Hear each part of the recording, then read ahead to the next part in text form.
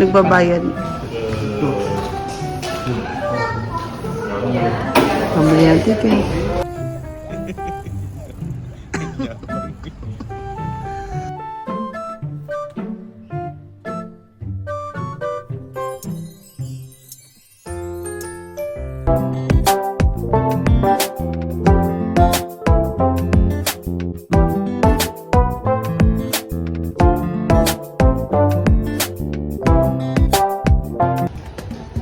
Hola, buenos dias. Samahan nyo kami sa first time na experience ng ating mga anakis sa sinihan. Manonood tayo ng Jurassic Park dito sa Puerto Banús sa Red Dog Cinema.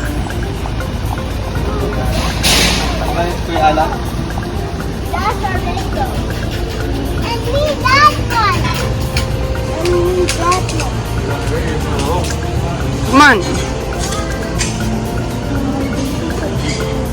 Because the scene is not there.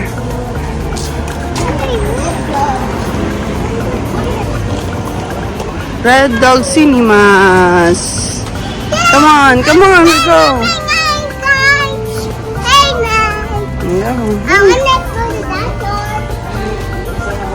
Nagbabayad. Pamili ang ticket.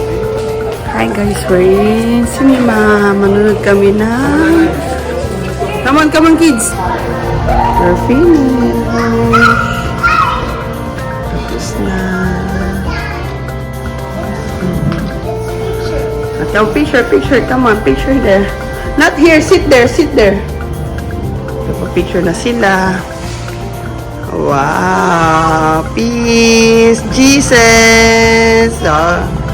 Jesus pa talaga eh. Jesus. Very good. How about the dog? No, up. 1, 2, 3. Lakad dyan na.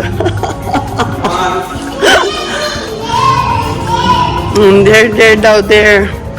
Basta be careful lang, huwag kayong lahat pala ito may presyo. Wow! Oh, diba? Oh. Come on, let's go na. Come on, let's go na. Yeah, come on. Babay na si tatay, oh. Are you happy? Yes? Did you enjoy the movie? The Doogie. Did you enjoy the movie? Wait, don't touch anything. Come on, let's go.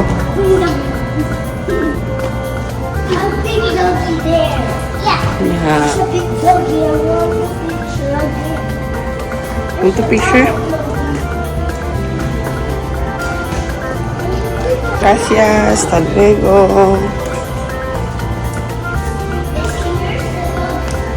Wala na yan. Yan, sa game. Come on, picture. Pagbata. Mga pakit eh. May picture yan. Na-enjoy mo ba yung movie tayo? Oo, na-complete. Oo, natapaya. May Burger King doon. Hindi mo, Burger King. And you, Nanay? And yeah, Nanay also. Nanay.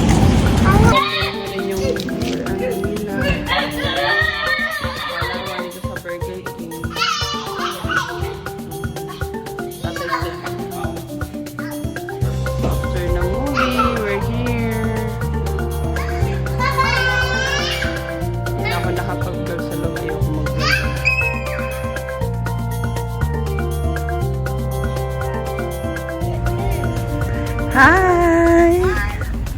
Magaling na ikaw mag-bye ka. Where's my kiss? Kiss mo ako. Ba, patil pa ikot. Marunong na kiss mo si nanay. Kiss. What you see? Kiss. Mwah. What you see? Punas. Ganda speed.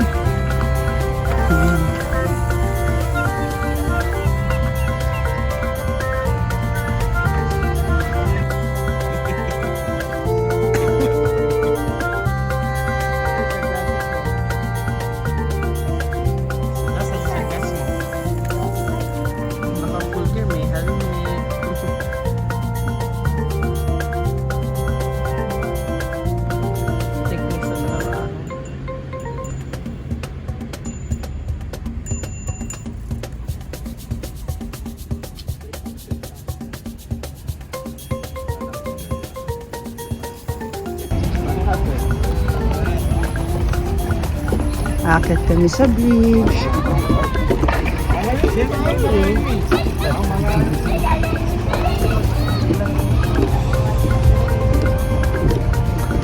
Tatay, kilo siya kay Lolo ha? Kilo siya kay Lolo.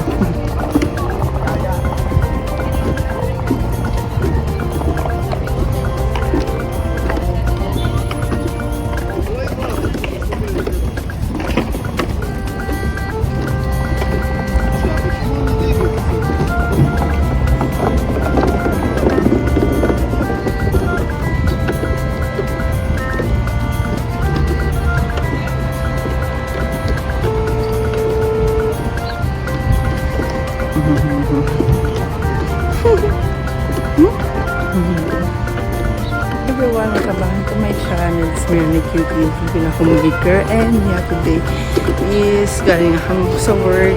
At ngayon tinuturuan nito tayo Michael. Nag-insasema ng bicycle niya. Kasi yeah, it's his first time ng bike. So, masaya naman kasi nakakapag-balance agad siya at magawa niya agad. So, yeah, pakita ko sa inyo.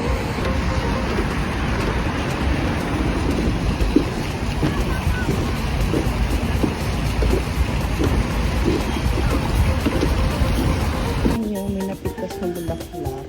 So nice. Ibig sabihin spring na. May napit ito sa bottle mamaya.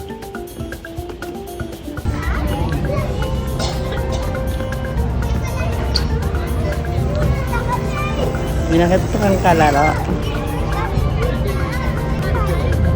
Regina Park. Ayan siya man. Try.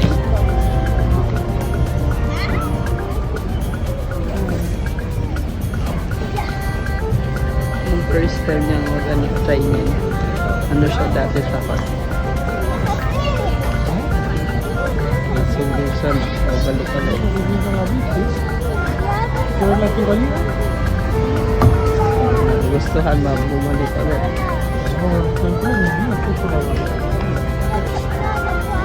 Kaya pa na. Point.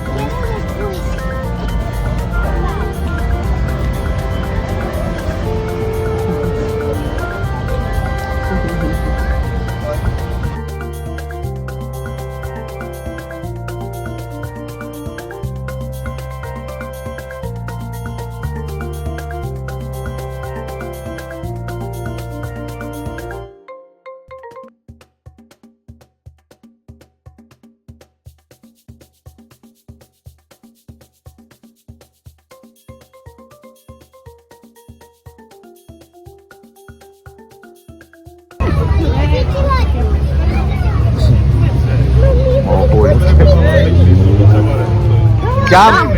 Jump! You need to jump! Jump! 1, 2, 3, go! Jump! Jump! You wanna go on the slide? On this one?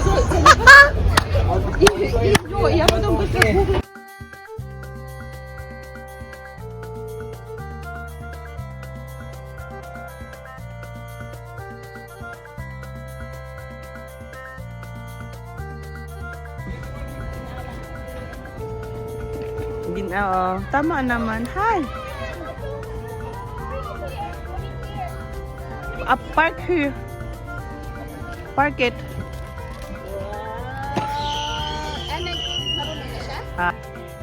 Hi! Ganyan kagulo ang kwarto ni Eman. Yeah, gulo. Tinan mo, look, it's so messy. Yeah.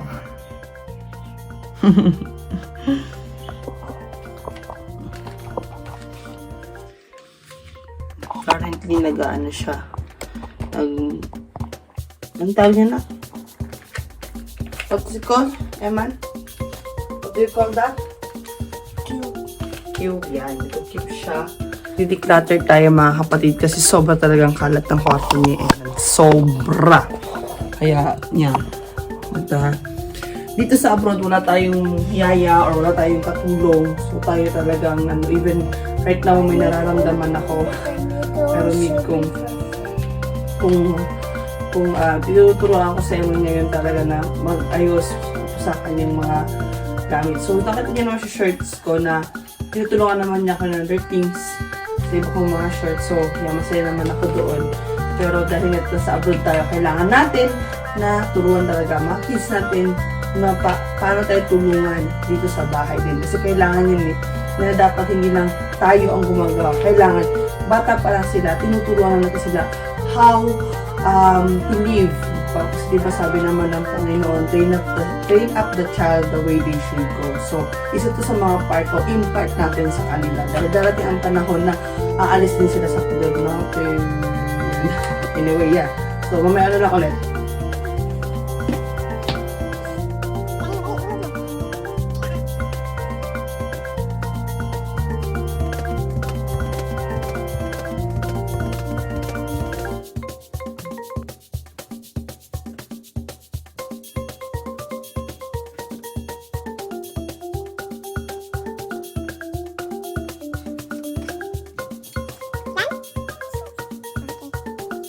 Ginagawa mo dyan? Ano ka na? Nag-jump talaga siya dyan. Parang ewan.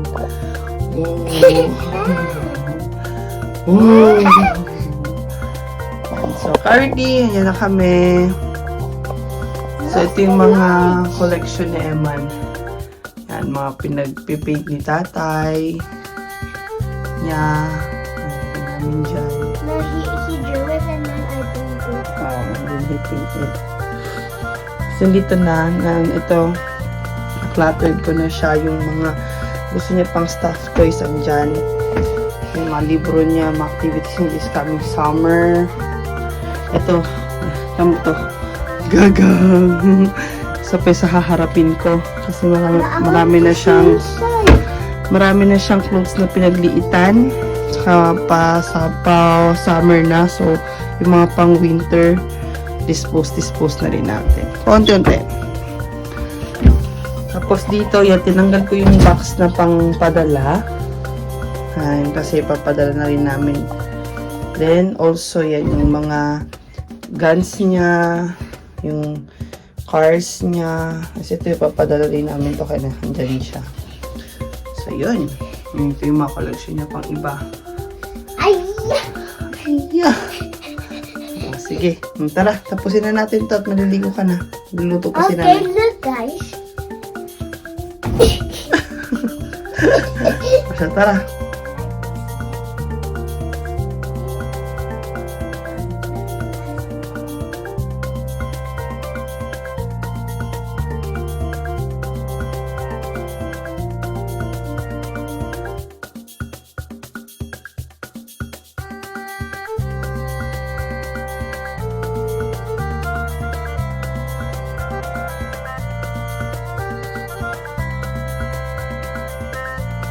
So guys, almost tapos na rin. Ganun lang kadali. Siguro we consume 1 hour and 20 minutes para ayusin yung kwarto ni Emma. So, pakita ko lang sa inyo. Hindi siya ganun na yung para expected ng ilan kasi hindi naman talaga ako ganun din.